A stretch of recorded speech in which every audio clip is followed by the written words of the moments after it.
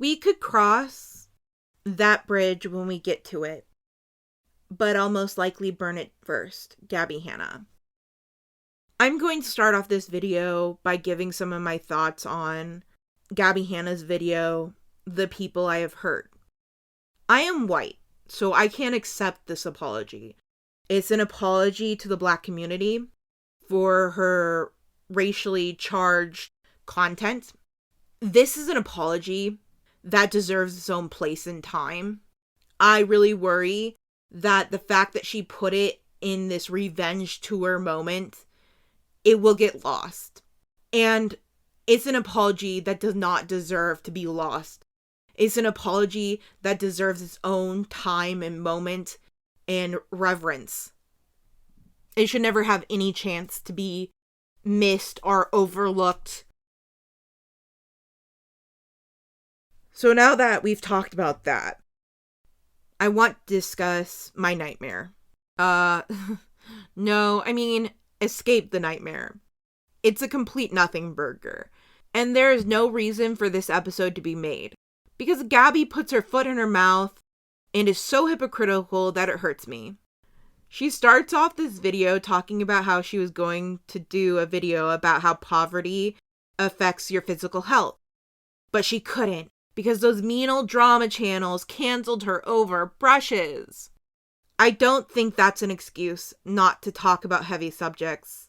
The brush thing was really nothing, but she blew it up. She could have just apologized and moved on, but instead she had to basically blame her fans for not understanding the quality of the brushes wouldn't be good. I don't think Gabbie gets that the main demographic of her channel is minors, and when somebody they have respect for says, trust me, buy these, they're good quality, they're going to be more likely to believe it because they're children and teens. She also fails to realize that drama channels didn't just go after her. She was the one who reacted so poorly. That's why it became a bigger issue. Not because the drama channels brought it up in the first place. And nothing the drama channel said excluded her from posting a video about poverty. But instead, she chose to add more fuel to the fire. The only difference between her and somebody who is hard to cancel, like David Dobrik, is that David Dobrik just keeps posting content. He might apologize, but then they go back to normal content. She also says she never intentionally scammed her fans, but I don't agree. When I heard the concept of free brushes only pay shipping, it's a red flag that it's a scam. And for her using the excuse that others were doing it is just hard for me to believe. Because it's irrelevant. We knew then that this is scammy to say free but pay shipping. And that's a tactic they use to scam you. She then talks about her disdain for body language and how people in the comments tell her, oh, well, your body language says you're not really sorry. And I agree. Body language is not an exact science. It's not accurate. It's very pseudoscience, but also these people in the comments aren't experts. Honestly, the people in the comments are just people. You don't really have to listen to anything they say if you don't want to. Just don't reply. I honestly think bringing it up brings more power to their argument sometimes. I think if you do approach them, approach it with dignity. Don't blame them, just say it's not 100% accurate. Then Gabbie talks about how a fan triggered her eating disorder. And I feel for her, I do. I have had an eating disorder, and I still suffer from disordered eating. But I have a few things I find fault with this. I feel that if you have had an eating disorder, and your fan base is mostly teens, you should take down all your diet videos. Because they're basically guides to disordered eating at that point. Her fan base is really young, and I don't even like diet content given to young people. Because most don't need a diet. And if they do, it should be under doctor supervision. because you can mess with your body a lot during that stage of your life with disordered eating. I also want to go back to that fan that triggered her. Gabbie's fans ate this person alive for what they said. And even though I don't agree with the person's comments, we also don't know the age range of this fan or their motivations. They might be saying something mean as a reflection of themselves and what they're going through. It probably would have been better for Gabbie just to block them. And if Gabbie wanted to talk about it, it probably would have been better to keep that person's name out of it because that person's a private citizen. But Gabbie puts that person's comments up on Snap, and now everyone's attacking that person. And she says, why should she feel sorry for that? Because that was a consequence of their own actions. And I feel it's true in some ways, and nothing on the internet's truly private. But I also think when you're talking about people who are not content creators, when you're talking about private citizens, we should do it in the vaguest way possible. So either redacting their names, or if it's something that's extremely easy to find, maybe instead just generalizing what they said. Because at the end of the day, Gabbie Hanna has so many followers, and that's a huge power imbalance. And especially because that fan later goes on to admit that they only said that to get Gabbie Hanna's attention. Like, was that okay? No, it will never be okay. But at the same exact time, Gabbie Hanna has to realize what her fan base is like. That a lot of them are teens, and a lot of them are going to make poor choices and say some really stupid things because they're teens. And Gabbie should have some grace for them.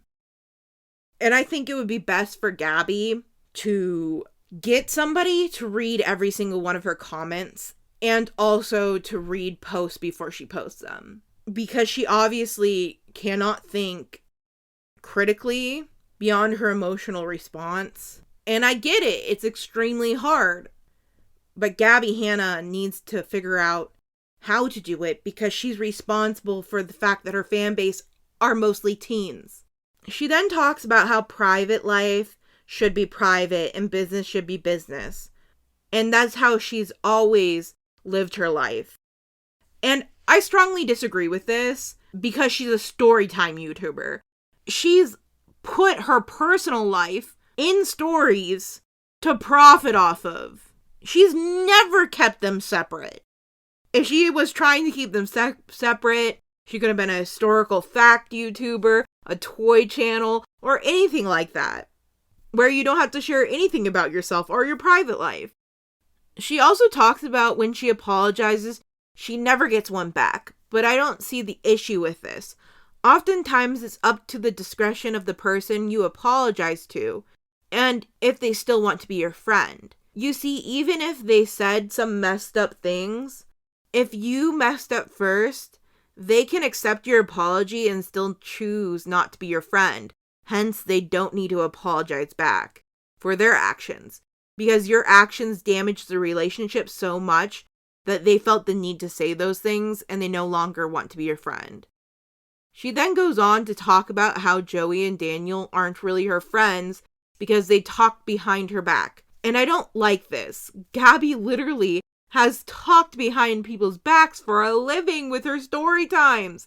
She has shown to do it in private as well. So how can she be so hypocritical? What Gabbie doesn't understand is Joey and Daniel have every right to talk about her. They never mentioned her by name, and it was their own experience. If Gabbie did her job and was professional to begin with, then people would be professional back. She talks about how she has ADHD and that's why she was bad on set. I kind of love this because the response the cast that she was with had to her, a lot of them have ADHD. And they said, I have ADHD and that does not give you an excuse not to be professional. Honestly, when you break it down, a lot of YouTubers are neurodivergent because it's a creative field. Having ADHD doesn't make you inherently hard to work with. A lot of actors and actresses have ADHD and other neurodivergencies, because a lot of people are drawn to artistic endeavors when they're neurodivergent, so it makes a lot of sense. She then points out ADHD is a disability and how under the ADA, a workplace has to provide reasonable accommodations as long as it doesn't create undue hardship for the business. And I agree with this. But throughout this, accommodations are shown to not be the issue. And her saying that they weren't met affects me a lot. It upsets me because I see people who the ADA does not work for, where reasonable accommodations are not met because a reasonable accommodation isn't well defined in the state that they live in. And they fall through the cracks. And that's really upsetting to me that she's claiming this because they did provide her reasonable accommodations. She then goes on to relate her brattiness to ADHD. But I'm sorry, ADHD does not work that way. It does not make you treat people that way. We know right from wrong. You might be short with people. You might zone out. But she called a staff member a "see you next Tuesday." That's unforgivable. Well, unless you have Tourette's, then it might not be directed at that person. So I get you. I got you. But Gabbie does not have that. The issue with blaming your mental health issues when you're acting poorly is that you're painting the disorder with a wide brush. And it closes doors. If I screamed at you and said, "Oh, it's just my ADHD, it makes me a brat," you might not ever want to work with somebody with ADHD ever again, when that's not everyone with ADHD. In my personal life, I go through times I'm medicated and not medicated. I go through long periods of time without ADHD medication. Like right now, I'm not on them. But because of this, I am trying to function in the world with not taking meds all the time. I have worked on a lot of pinpointing things and identifying things and when they're happening. What Gabbie needs is she needs to do this thing that a lot of people should work on in therapy, which is perspective shifting. Gabbie admits to going into this experience thinking she was going to be a brat. So the most likely outcome then is her being a brat. But if she went into this thinking, I'm going to have a fun time, and even if I don't, I will be doing something extremely nice for my friends, and that's all that really matters at the end of the day, she might have had a better outcome. She might have had more fun on set. And that isn't about toxic positivity. Like, I get that there's kind of a fine line in that. If something went wrong, then that's okay. But you shouldn't try to go into experience with a negative outlook on that experience before you even tried it. She also talks about how having the right food and a costume that fit her meant a lot to her. But I have no sympathy for someone who blew off fittings and didn't fill out paperwork for meal prep. That slip was her reasonable accommodations. The one she didn't care to fill out. The fact that Daniel went above and beyond to get her food was amazing and shows how good of a person he is. Gabbie makes claims she's not an awful toxic person because she warned them in advance that she will be bratty. But what Gabbie doesn't understand is just because you tell somebody, I'm going to be this kind of person, that does not make it okay to be that kind of person. It will never make it okay.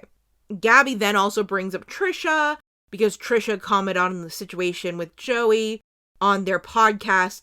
But again, here's the thing. If Gabbie wants people to see everything she does and forgive everything she does because of her mental health issues, then she has to give the same exact grace to Trisha. If we are supposed to forgive everything Gabbie has ever said and done because she's neurodivergent, she owes Trisha and a lot of other people a huge apology. If she cannot practice what she preaches, then she shouldn't be preaching it. Gabbie then talks about how ill-fitting the costume was again. And honestly, I get if it was uncomfortable. It really sucks when things are uncomfortable. But she made a pregnant person follow her around LA and didn't even show up to those appointments. You can't be upset that something doesn't fit when you show up to none of the fittings. And when she talks about how she was allergic to her jewelry, I have no sympathy for that because you could just take it off. Like, it's not super glued to her neck. It's not clasped in a way that she can not take it off. Just take it off, tell them like, look, I'm having an allergy to it, I cannot wear it. And then the funniest part, I find the funniest part of this episode, is she talks about how she didn't want to be in heels and they put her in heels and it was so awful. Then shows a video of Escape the Night and she's wearing kitten heels. And I'm like laughing at this point because when she's explaining these heels, I was like, they're like 6 inches tall. Like they're like stripper heels, okay? Like they're gigantic. Like they are heels. They're legitimate heels is what I thought. But when you're talking about a kitten heel that's like not even a few inches off the ground, like I have tennis shoes that have a higher heel in the like a higher lift in the back than those and find them perfectly comfortable. If they're so uncomfortable to walk in, Gabbie Hanna should get her feet looked at. Like she should literally get her feet looked at because of that small of a heel should not feel uncomfortable. Then she talks about call time and how she doesn't understand why they couldn't just call her right before her appointments. And that's not how call times work because of usually call times, they call in everybody. So then it runs like a well-oiled machine. Because if you know everybody's on set, then hair and makeup could go really fast and get everything done really quickly. Same with costuming and so on. But if you call them right before their appointment and they're even a few minutes late, it could set a domino effect that makes it so much harder to get everything done on time. The toxicity is heavy with Gabbie. She thinks apologies should go both ways and how she doesn't get an apology back, but they don't have to go both ways. Gabbie didn't deserve an apology in this case. The fact that she thinks Joey and Daniel owe her one is just so beyond me. Gabbie is the biggest obstacle in Gabbie's life. She's in a hell of her own making. The fact that Gabbie keeps going on and on about how she feels about apologies is really telling because she can't understand how apologies work. She talks about how she's apologized to Daniel and Joey, but they couldn't let it go. Therefore, they didn't ever really accept her apology. But that's not how apologies work. Forgiveness does not mean forgetting. And Gabbie has no issue realizing this understanding for herself, but when applied to others, they all have to be perfect and forgive her unconditionally. She will get mad at Joey for talking about her on a public platform, but he never said her name. But then she does the same thing on a regular basis with her story times, and yet she sees nothing wrong with that. It's like she cannot understand these concepts applied to everyone, not just her. Gabbie thinks we should normalize respecting people's boundaries, but then doesn't respect other people's boundaries at all. She then talks about how she befriends people who are toxic and only want to hurt her, but she will justify what they're doing to her, but I don't agree with that. That's not what she's doing. It's extremely normal for people who have had bad home lives to do this, and I can understand why she thinks she's doing it, but I will raise my opinion in this. What I think she's doing. To me, she seems like she lets people get away with toxic behaviors because it makes it more likely they will overlook hers. And that's also a normal reaction to having a toxic home life.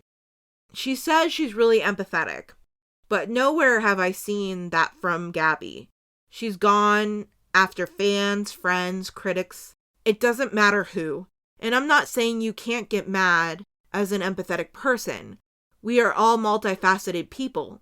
But the issue I have with Gabbie is she says a lot of things but doesn't show it through her actions.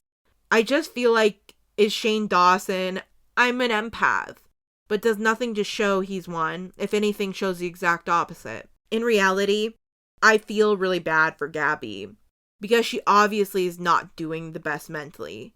And even if you are in the camp that she's playing it up, she's acting like this is all just a show, what those people are failing to realize is putting on a show of mental health disorders is also a mental health disorder. You're not mentally healthy if you do that. So we should understand that and realize that even if she's putting on a show, she's not doing mentally well. And she needs to seek mental help for that. Like, it doesn't matter if it's just a show or it's just like troll or whatever. We have to realize that mental health disorders aren't just the sympathetic ones. But we should all empathize with people who have mental health disorders, no matter what they are. And we should have all understanding for that and try to get her help